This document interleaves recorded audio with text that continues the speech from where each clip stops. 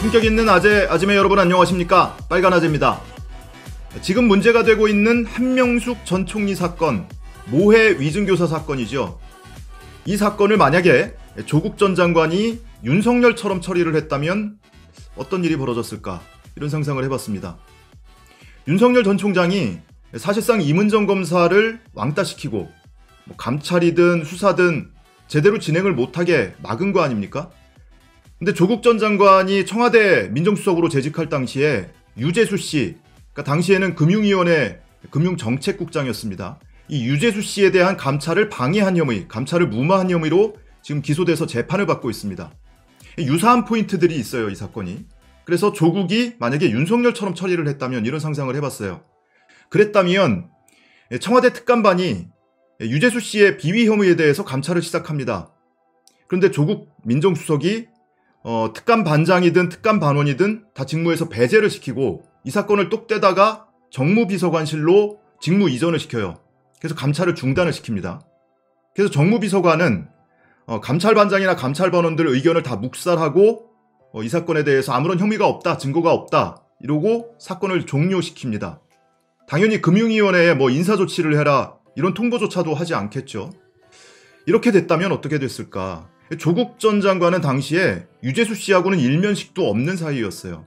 그런데도 감찰을 무마했다, 직권 남용을 했다라는 혐의로 지금 기소돼서 재판을 받고 있습니다. 이건 상상 속의 시나리오고요. 실제 재판 과정에서 확인된 건 이렇습니다. 특감 반원이 유재수 씨의 비위 첩보를 입수를 해서 첩보 보고를 올립니다. 그래서 조국 전 장관이 그 보고를 받아듣고 당시에 민정수석 시절에 그 보고를 받아들고 감찰을 계속 해봐라. 그래서 그 지시를 받고 수차례 중간 보고 그리고 추가 감찰 지시 이런 지시가 왔다 갔다 해요. 그러면서 유재수 씨한테 찾아가서 휴대폰을 임의 제출받아서 포렌식 조사도 하고 이걸 바탕으로 유재수 씨 당사자를 불러서 문답 조사도 합니다. 근데 그러고 났더니 자료를 추가로 제출해라, 소명 자료를 추가로 내라 했더니 유재수 씨가 잠수를 타버린 거예요. 그냥 잠적을 해버렸어요. 그러니까 강제 수사권도 없고 하니까 청와대 특감반이 더 이상 할 수 있는 게 없는 겁니다. 그 사이에 이 특감반에서는 조국 민정수석에게 4차례나 보고서를 올립니다. 그리고 더 이상 감찰을 진행할 수 없게 되니까 거기에 조치 의견까지 복수의 조치 의견을 달아서 조국 민정수석에게 보고를 해요. 그 조치 의견 중에는 금융위원회에 이첩을 한다 또는 수사 의뢰를 한다 이런 한 3가지 정도의 조치 의견이 달려 있는데 그것을 받아들고 민정비서관 그리고 반부패 비서관 앉혀놓고 같이 회의를 한 겁니다. 이거 어떻게 처리를 하지? 그래서 그 자리에서 결론을 내기를 이거 그냥 넘어갈 수는 없다. 그러니까 저희 옷을 벗겨야 한다. 근데 청와대 민정수석실에서 무슨 인사조치를 할 수 있는 권한은 없으니까 금융위원회에 통보를 해서 인사조치를 하도록 하자, 사표를 받도록 하자 이렇게 결론을 낸 겁니다. 그래서 정무비서관이 금융위원회 부위원장한테 전화를 걸어서 이러저러한 비위가 확인이 됐다, 소명이 안 된 부분이 있다, 그러니 인사조치를 해라. 그리고 나중에 별도로 만나서 청와대 의견은 사표를 받는 게 청와대 의견이다. 이렇게 전달을 해서 실제로 유재수 씨가 사표를 제출을 하죠. 자, 이렇게 조치를 했음에도 불구하고 감찰을 무마시켰다, 감찰을 방해했다, 그리고 특감반의 권리 행사를 방해했다. 이런 혐의로 지금 기소돼서 재판을 받고 있습니다.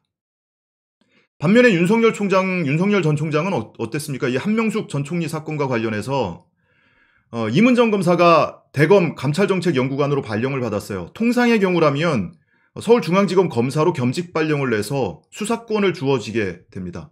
근데 수사권 안 줬어요. 그러니까 제대로 감찰을 수사를 할 수 없게 만들어 버렸죠.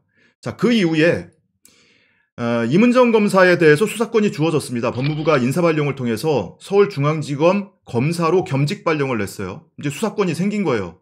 그래서 임은정 검사가 그동안 조사해놓은 것을 바탕으로 해서 수사 개시를 하겠다라고 보고를 했더니 거꾸로 임은정 검사를 직무에서 배제시켜버립니다. 그리고 이 사건을 직무 이관을 시켜요. 그리고 바로 그 직후에 이 사건이 혐의가 없다, 증거가 없다라면서 사건을 종결 처리를 해버립니다. 더더구나 이 혐의를 받고 있는 이 검사들, 모해 위증을 교사한 이 혐의자들은 윤석열 총장의 측근으로 분류되는 사람들입니다. 뿐만 아니죠. 최초의 이 사건이 진정서가 접수됐을 때 윤석열 총장이 한 행동이라는 것은 감찰부에서 사건을 맡도록 하지 않고 수사권도 없는 인권감독관실로 이 사건을 배당을 합니다. 더더구나 사본 배당을 해요. 자, 이렇게까지 하면서 여러 단계에 걸쳐서 감찰이나 수사를 제대로 하지 못하도록 했습니다. 이게 과거 같으면 뭐 검사들이, 그리고 특히나 검찰총장이 한 행위에 대해서 검사들이 이거 뭐 수사하고 어떻게 뭐 처벌하고 했겠습니까? 근데 이거는 검사의, 고위공직자의 직무 관련 범죄예요. 직권남용 혐의로 본다면. 그러면 이 사건은 무조건 공수처에서 수사를 해야 될 사건입니다. 과거의 관행대로 우리는 이렇게 해도 아무 문제가 없었으니까, 우리를 손댈 사람은 없었으니까, 그러니까 과거에 해오던 대로 그냥 해온 것 아닌가. 근데 나중에라도 지금 당장 이 일은 벌어진 것이고 어떤 적당한 기점이 마련이 돼서 공수처에 뭐 고발이 접수되든 진정이 접수되든 어떤 방식으로든 공수처에서 손을 대면 윤석열 전 총장이 과연 이거 빠져나갈 수 있을까? 지난주에 윤석열 전 총장이 사표 내고 뛰쳐나가기 전, 그 직전 일주일 동안 사실상 노골적인 정치 행보를 보였죠. 뭐 언론하고 연달아서 인터뷰를 하더니 대구 가서 환호성 받고 대통령 윤석열 이런 피켓도 등장을 했고요. 그리고 다음날 반차 내고 이어서 바로 사표를 내고 뛰쳐나갔습니다. 그러니까 쉽게 얘기하면 대구고검, 대구지검에 갈 때 사직서 써서 안주머니에 넣고 있었던 거예요. 내일 당장 사퇴할 사람이 거기 무슨 업무를 보러 거기를 갑니까? 무슨 의도예요? 자, 어찌됐든 그 과정에서 여당이 추진하고 있는 검찰 수사권 박탈에 대해서 법치 말살이라고 했습니다. 법치 말살. 법치가 뭡니까, 여러분? 윤석열이 얘기하는 법치는 뭘 얘기하는 걸까요? 수사권과 기소권을 틀어지고 있는 검찰이 법에 의해서 국민을 처벌하고 통제하는 것, 이것이 법치라고 혹시 착각하고 있는 것 아닌가? 이거 교과서에도 나오는 얘기입니다. 법치라는 것은 어떤 특정한 사람에 의해서 국가가 작동하고 지배되는 것이 아니라 국회에서 만든 법에 의해서 국가가 지배되는 것, 운영되는 것, 이런 국가 원리에 대해서, 국가 운영 원리에 대해서 이야기하고 있는 겁니다. 그러니까 어떤 권력자가 내가 권력이 있다고 해서 내가 마음대로 누구를 처벌하기도 하고 어떤 권한을 행사하고 이런 것이 아니고 국회에서, 국민이 선출한 국회에서 법률을 제정하고 그 제정된 법률에 따라서 국가가 운영되는 것, 이게 법치입니다. 제가 자주 인용하는 문구가 하나 있는데요. 김두식 교수의 헌법의 풍경이라는 책에 나오는 한 구절인데 뭐 정확치는 않지만 헌법과 법률의 목적은 흔히 오해하듯 국민을 통제하기 위한 것이 아니라 오히려 국가 권력의 괴물화로부터 국민을 보호하기 위한 것이다. 이런 구절이 있습니다. 혹시 이런 헌법과 법률의 기본 원리에 대해서 검찰주의자 윤석열이 혹시 착각하고 있는 것 아닌가, 이런 생각이 듭니다. 윤 총장이 본인을 징계하고 직무배제 시켰더니 법치주의를 부정하는 거라고 반발을 했습니다. 검찰총장을, 그리고 검사를 징계하거나 처벌하거나 하면은 법치주의가 부정되는 겁니까? 법치주의라는 것은 방금 말씀드린 것처럼 뭐 검찰이 갖고 있는, 또는 그것이 분산이 됐든 누가 갖고 있든 간에 그 수사권, 기소권 이런 걸 행사하는 데 있어서도 법이 정한 테두리 내에서 행사하라는 거고요. 검찰총장이 됐든 검사가 됐든 누구든 법 앞에 평등하다. 죄를 지으면 똑같이 처벌해야 된다. 이게 법치주의 아닙니까? 자, 그런데 그동안 윤석열 총장이 재직하던 기간에 있었던 검찰 내부에서 벌어진 일들, 표적 수사하고 표적 기소하고 이쁜 놈은 봐주고 마음에 안 드는 놈은 그냥 과잉 기소하고, 이런 일들에 대해서 퇴임하면서 한마디도 유감 표명을 안 했어요. 국민일보 인터뷰에서 딱 한마디 했습니다. 물론 검찰한테도 그동안 과오도 있었다. 요 딱 한마디 했어요. 구체적으로는 뭐 언급조차도 안 했고요. 당장 윤석열 재직 시에 있었던 사건만 하더라도 비판을 받는 사건이 한두 가지가 아니잖아요. 반면에 자기 측근과 관련된 사건, 가족과 관련된 사건, 검찰 출신이 관련된 사건, 제대로 수사한 게 단 한 가지라도 있습니까? 여러분 기억나는 거 있으세요? 당장 최측근이라고 불리는 한동훈 씨 관련된 이 검언 유착 사건, 오히려 되치기 하고 있죠. 그 사건 수사하고 있던 정진웅 검사를 갖다가 기소를 해놨습니다.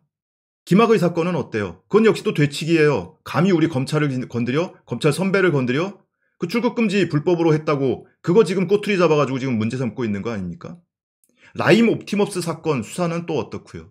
그 과정에서 있었던 검사 술접대 사건, 국정감사 나와서 그런 의혹이 나오니까 검사가 술접대 받은 게 사실이면 내가 사과를 하겠다라고 했습니다. 근데 퇴임하는 그날까지 단 한마디의 사과도 없었어요. 자, 이런 과정들을 지켜보면서 사람들이 답답한 거예요. 이거 뭐라도 좀 해야 되겠다. 그래서 누군가는 뭐 시민단체나 이런 곳에서는 뭐 고발도 하고 진정도 넣고, 누군가는 또 어제처럼 대검 앞에 가서 1인 시위도 하고, 할 수 있는 게 평범한 소시민이 그 이상 할 수 있는 게 없으니까.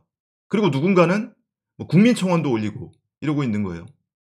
그래서 제가 이 한명숙 전 총리 모해 위증 교사 사건은 이거는 법무부 장관이 수사지휘권을 발동해야 된다, 이런 생각을 계속 해오고 있었어요. 그래서 뭐 오늘 제가 직접 한번 국민청원을 올려볼까 이런 생각을 했는데, 마침 어제 누군가가 이 법무부 장관의 수사지휘권을 발동해야 된다라면서 국민청원을 올려서 그걸 여러분께 끝으로 소개를 해드리려고 합니다. 시민단체에서 아마 올린 것 같은데요. 이 한명숙 모해 위증 교사를 한 혐의가 있는 검사 2명에 대해서 고발을 했었습니다. 공수처에 고발을 했어요. 검사범죄니까. 근데 공수처에 지금 수사검사가 없잖아요. 지금 아직 못 꾸리고 있잖아요. 그래서 다시 대검으로 이첩을 했습니다. 근데 대검이 이거 수사할 의지가 없지요. 이미 최모 씨의 모해 위증 사건에 대해서 공람 종결, 그 민원 종결 처리를 했습니다. 기소할 생각이 전혀 없는 거예요. 그래서 이것은 법무부 장관이 검찰총장에 대해서 개별 사건에 대해서 수사지휘를 할 수 있으니까 검찰총장이 없으면 지금 직무대리를 하고 있는 차장에게 수사지휘를 해야 된다. 이게 바로 이 국민청원의 핵심적인 내용입니다. 한명숙 전 총리 모해 위증교사 고발 사건과 관련하여 박범계 법무부 장관은 수사지휘권을 발동해 주십시오 라는 제목의 청원입니다. 이 청원 링크는요, 제 영상 하단에 더보기 설명란과 고정 댓글란에도 링크를 올려놓겠습니다. 여러분 클릭해서 바로 들어가시면 참여를 하실 수 있을 테니까요. 많이 좀 참여를 해주시고, 공소시효가 얼마 남지 않았습니다. 2주도 채 남지 않았어요. 해당 검사들이 실제로 불법행위를 했는지 안 했는지는 수사를 통해서 확인을 해봐야 하는 거 아니겠습니까? 실제 감찰활동을 했던 임은정 검사는 혐의가 있다고 지금 보고 있는 거 아니에요? 그래서 수사를 개시하려고 했던 거 아닙니까? 근데 검찰 내부에서 검찰 조직이 그걸 틀어막고 있는 거예요. 윤석열이 틀어막고 있는 겁니다. 제대로 수사를 해봐야 된다. 그래서 혐의가 없음이 밝혀지면 뭐 명예회복 되는 거고, 혐의가 있다고 발견이 되면 당연히 기소해서 제대로 처벌을 해야죠. 제 식구 감싸기, 검찰 가족은 신성가족이야, 불가침 권역이야, 누구도 손을 댈 수 없어. 여기서부터 한번 끊어보자고요. 시청해주신 여러분 고맙습니다.